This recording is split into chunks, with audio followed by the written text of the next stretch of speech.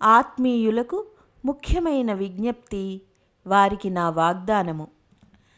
సాధన వలన లభించిన మా అద్భుత సామర్థ్యంతో విశ్వమందలి మూర్ధన్య వర్గాల వారిని సన్మార్గంలోనికి మళ్లించాలని నా ఆకాంక్ష. సూదిని, దారాన్ని ఉపయోగించి సూత్రాన్ని తయారు చేయవచ్చు. ఏ వర్గానికి ఆ వర్గం విడివిడిగా మడికట్టుకుని కూర్చుంటే చాలా కష్టం. మూర్ధన్యులలో పరిపాలకులు, ధనవంతులు, వైజ్ఞానికులు, మనీషులు ఉంటారు. వారు అత్యున్నత స్థితిలోనూ ఉండవచ్చు, సామాన్య స్థితిలోనూ ఉండవచ్చు. సర్వోత్తమ స్థితిలో ఉన్నవారికి బుద్ధి సూక్ష్మతతో పాటు అహంకారము, ఆగ్రహము ఎక్కువగా ఉంటుంది. అందువలన ఉన్నత శ్రేణికి చెందిన వారిని మాత్రమే గాక మధ్యమ శ్రేణికి చెందిన వారిని కూడా పరిధిలోనికి తీసుకొని వారందరినీ పైకి తీసుకురావటానికి తగిన వ్యవస్థను రూపొందించాను. రెండవ వర్గం జాగృతాత్మలకు చెందినది. వారు భారత భూమిలోనే ఎక్కువ జన్మిస్తారు. మహామానవులు, మహర్షులు, మనీషులు, దేవతలు ఈ పుణ్యభూమిలో జన్మించినంతగా మరి ఎచ్చటా జన్మించలేదు. వారు మనకి అతి చేరువనే ఉంటారు. ప్రయత్నపూర్వకంగా అట్టి పూర్వపుణ్యం కలిగిన సంస్కారవంతులైన వారు దృష్టిగోచరమైనప్పుడు మహాకాలుని సందేశం వారికి వినిపించి యుగ ధర్మాన్ని తెలియచేసి సమయ దుర్వినియోగాన్ని అరికట్టి సద్వినియోగం చేసుకుని సంతోషించే ఉపదేశాన్ని వినిపిస్తాను. వారు నా హస్తగతమైతే నీరు పోసి నారు పోసి సహస్రగుణం చేస్తాను. మనం ఒంటరిగా పుట్టి పెరిగి నశిస్తే అది గొప్ప దుర్ఘటన అవుతుంది. ఒకరిని 1000 మందినిగా కలిపితే ప్రత్యక్ష పరిణితి కూడా సహస్రగుణాధికంగా ఉంటుంది. ప్రజ్ఞా పరివారం గొప్పది. భరతభూమి అతి సారవంతమైనది. అంతేగాక మా ప్రణాళిక విశ్వవ్యాప్తమైనది. దాని పరిధిలో భారతదేశం ఒక్కటేగాక విశ్వమంతా ఇమిడి ఉన్నది. మేము చేసే ప్రయత్నము విచార క్రాంతి కార్యక్రమాన్ని పరిస్థితులకు అనుగుణంగా వ్యాపింపజేసేందుకు ప్రతి క్షేత్రంలోనూ ప్రతి దేశంలోనూ జాగృతాత్మల సమయదానానికి లోటు లేదు. కార్యపద్ధతిని క్షేత్రీయ వాతావరణానికి అనుగుణంగా రూపొందించవలసి ఉన్నది. కానీ లక్ష్యం మాత్రం ఒక్కటే. అది మస్తిష్క ప్రక్షాళన, బ్రెయిన్ వాషింగ్, విచార పరివర్తన, ప్రజ్ఞా అభియానం. మనమందరం ఎక్కిడిన బాణాల వలె లక్ష్యం వైపుకి దూసుకుపోవాలి. వారిలో ఉన్న సాహస గుణముల వల్ల కొందరిలో గుచ్చటం, గీకడం, కుదిలించటం, ఈడవటం వంటి అనుభవాలు కలుగుతూ ఉంటాయి.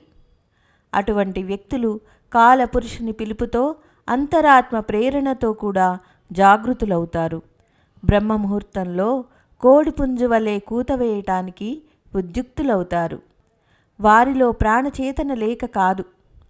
మహాకాలుని పిలుపు, నా ప్రయత్నం ఏకమై ఈ వర్గం వారిని నడుము కట్టి ముందుకు దూకేలా చేస్తాయి. మూడవ వర్గం ప్రజ్ఞా పరివారం. వీరితో నాకు వ్యక్తిగత సంబంధం ఉన్నది. దీర్ఘకాలం నాతో చేదోడు వాదోడుగా పనిచేయటం వల్ల మా మధ్య గల ఆప్యాయత వారిని విడిపోనీయదు. దీనికి కారణాలు ఉన్నాయి. మొదటిది అనేక జన్మల స్మరణ. అది వారికి తెలియకపోయినా సందర్భవశాన గాని ప్రయత్నపూర్వకంగా గాని పరిజనుల రూపంలో ఒక చోట చేరి నాతో కలిసిపోయారు. దీనిలో అఖండ జ్యోతి పాత్ర కూడా చాలా హెచ్చుగా ఉన్నది. సంఘటన పేరుతో జరిగే సృజనాత్మక కార్యక్రమం కూడా ఈ సందర్భంలో ఆకర్షణను కలగజేస్తున్నది. తల్లిదండ్రులకు బిడ్డలకు ఉండే ప్రేమపూర్వక సంబంధం కూడా కలిసి ఉన్నది.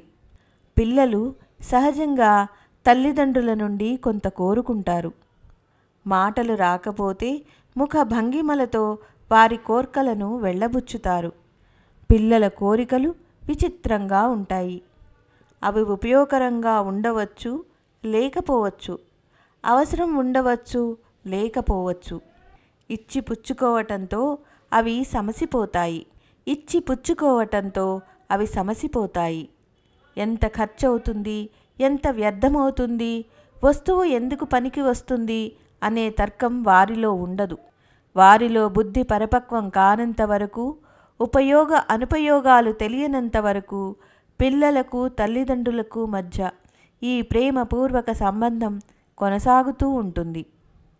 నాతో నా పరిజనులకు గల సంబంధం కూడా ఇటువంటిదే. మాన్యతతో మాన్యత, అలవాటుతో అలవాటు, ప్రత్యక్ష బాంధవ్యం సత్యం కాకపోవచ్చు, పూర్వజన్మ సంబంధం కావచ్చు. ఏదో అటువంటి ఘనిష్ట సూత్రం మాకు వారికి మధ్య కనిపిస్తుంది. అది భావ వినిమయాలు, సంపర్క సాన్నిధ్యాలకు పరిమితం కాదు.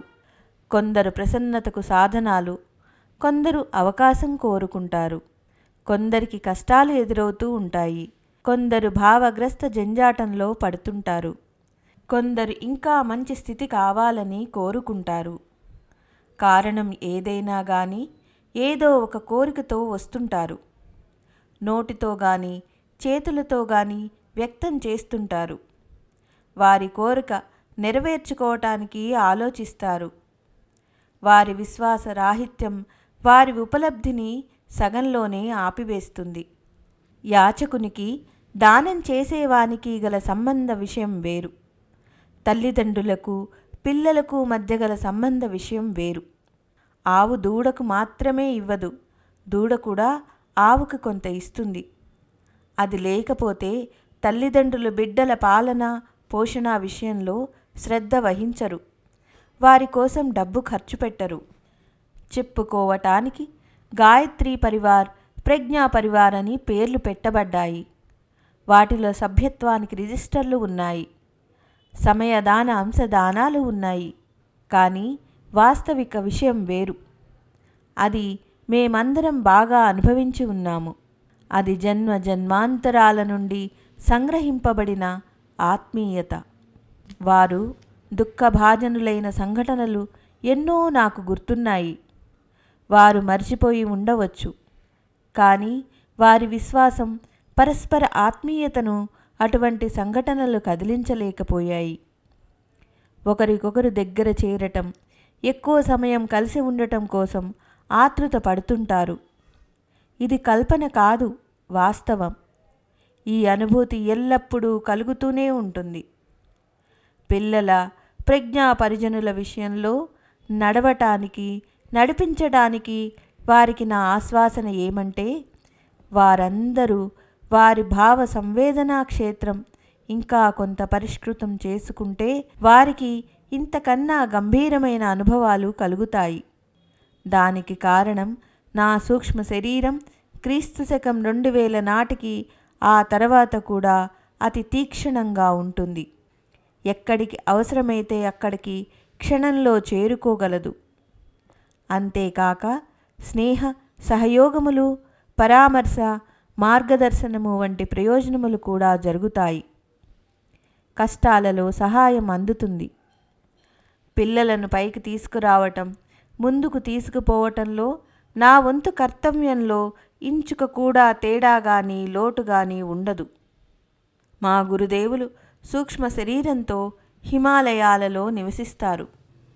గత 61 సంవత్సరాలుగా వారి నిరంతర సాన్నిధ్య భాగ్యం మాకు కలుగుతూనే ఉన్నది. వారిని చర్మ చక్షువులతో దర్శించే భాగ్యం మా జీవితంలో 3 సార్లుగా 3 రోజులు మాత్రమే కలిగింది.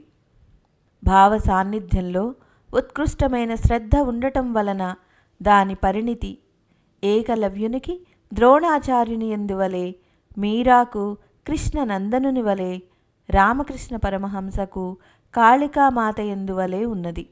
మేము భవిష్యత్తులో వారి సాన్నిధ్యాన్ని ఇంకా ఎక్కువగా అనుభవింపగలుగుతాము. పిన్నలు పెద్దల నుండి ఎంతో కొంత కోరుకుంటారు. కానీ పెద్దలు కూడా పిల్లల నుండి కొంత కోరుకుంటారు. నియమిత స్థానంలో మలమూత్రాలు విడవాలని, శిష్టాచారం తెలుసుకొని ఉండాలని, నవ్వుతూ నవ్వించాలని, వస్తువును పాడి చేయరాదని కొన్ని కోరికలు ఉంటాయి. వీలైనంత వరకు పిన్నలు ఆ విధంగా ప్రవర్తించాలి కూడా. నా కోరిక కూడా అటువంటిదే. గోవర్ధన పర్వతాన్ని ఎత్తిన గోపాలకృష్ణుడు గోపబాలుర సహాయంతోనే ఆ పని చేసి చూపించాడు. హనుమంతుడు వృక్షవానరుల సహాయంతో ఎన్నో మహత్కార్యాలు చేసి చూపించాడు. నవనిర్మాణ కర్తవ్యాన్ని ఏకాకిగా నా భుజస్కంధాలపైకి ఎత్తుకోలేను. అది అందరూ కలిసి నెత్తికెత్తుకోవలసిన బాధ్యత. మేధావులు ఆ బాధ్యతను వహించకపోయినట్లయితే మా బాల పరివారంతోనే ఆ పని నిర్వహించక తప్పదు. ఇంతవరకు ఆ విధంగానే జరిగినది. ఇక ముందు రోజుల విషయం ఆలోచించాలి. మేము మా పిల్లల కొరకే ఏమి చేయాలనే కర్తవ్యాన్ని, బాధ్యతను ఎన్నడూ విస్మరించలేదు. చేతన యొక్క అస్తిత్వం ఉన్నంత వరకు విస్మరించేది లేదు. ఈ సంబంధంగా గుర్తుంచుకోవాల్సిన ముఖ్య విషయం, ప్రతి ఒక్క పరిజనుడు సమయదానం, అంశదానం ఇవ్వాలని మేము కోరుకుంటున్నాము. అది వీలైన దానికంటే ఎక్కువగా కూడా కావాలని కోరిక. ఎందుకంటే ప్రస్తుత సమయం అతి విలువైనది. పెద్ద పనులు చేయడానికి పెద్దవాళ్ళు కావాలి, గొప్ప పరికరాలు కూడా కావాలి. మా పరివారంలో ప్రతి వ్యక్తికి గొప్పతనం ఉన్నది. చిన్న పిల్లల వరే వారు అమాయకంగా కనిపిస్తారు. సమయం వచ్చినప్పుడు వారి గొప్పతనం కనిపిస్తుంది. గొర్రెల మందలో పెరిగిన సింహ కిశోరం కథ మా ప్రజ్ఞా పరిజనులందరికీ వర్తిస్తుంది. ముందు ముందు ఇంకా బాగా విశదమవుతుంది. మమ్ము మా మార్గదర్శక మహనీయులు ఒక్క క్షణంలో క్షుద్రత నుండి మహానతకు మళ్లించారు. ఈ కాయకల్పంలో లోభమోహాల పంకం కడిగివేయబడింది. చిన్న చిన్న విషయాలను విస్మరించే పట్టుదల పెరిగింది. ఆత్మ పరమాత్మల సంయుక్త నిర్ణయం శిరోరాజ్యం చేసుకునే సాహసం కలిగింది. ఏకాకిగా ముందుకు సాగడానికి తగిన ఆత్మవిశ్వాసం పెరిగింది. ఆదర్శాలను భగవంతునిగా మన్నించాము. తరువాత ఏకాకిగా ఉండవలసిన అవసరం లేకపోయింది. సాధన దీనస్థితి గడిచిపోయింది. సత్యాన్ని గ్రహించి అసత్యాన్ని అనాయాసంగా నిలువరించే శక్తి కలిగింది. మా పరిజనులు మా జీవిత యాత్రలోని ఘటనాక్రమాన్ని చదవడం మాత్రమే కాక ఈ పర్యవేక్షణ దృష్టితో అధ్యయనం చేయాలి. అందులో దైవీ అనుగ్రహం యొక్క అవతరణ వలన, సాధన వలన సిద్ధి వంటి ప్రసంగాలు ఉండని లేకపోని. అదేవిధంగా గమనించుకోవలసిన మరో విషయం, ఇతరులు కూడా అవలంబింపదగిన ఆధ్యాత్మికత యొక్క ప్రస్తుతీకరణ చేస్తూనే మా ముందడుగు ఋషి పరంపరని అనుసరించి వేశామా లేదా అని కూడా. ఇందులో ఎక్కడ ఎంత వాస్తవముందో అంత అంచనా వేయడం. ఆధ్యాత్మికత యొక్క వాస్తవ స్వరూపం, ఆంతరిక పవిత్రత, బహిరంగ తీక్షణతలలో ఎంత ఆదర్శవాదాన్ని సమన్వయం చేయగలరో అంత గొప్పగా విభూతులను సంపాదించగల ఆధ్యాత్మతత్వ విజ్ఞానం, క్రియా విజ్ఞానం జోడింపబడి ఇవ్వబడింది. మా అనన్య ఆత్మీయ ప్రజ్ఞా పరిజనుల్లో నుండి ప్రతి ఒక్కరిని మా ఈ వీలునామా వారసత్వంలో కోరేదేమంటే, వారందరూ మా జీవితాన్నించి కొంత నేర్చుకోమని, ప్రతి సంఘటన యొక్క యథార్థత అన్వేషించమని, వీలైనంత అనుకరించమని. అదే నా నిజమైన వారసత్వం, అదే నేను అందించే వీలునామా.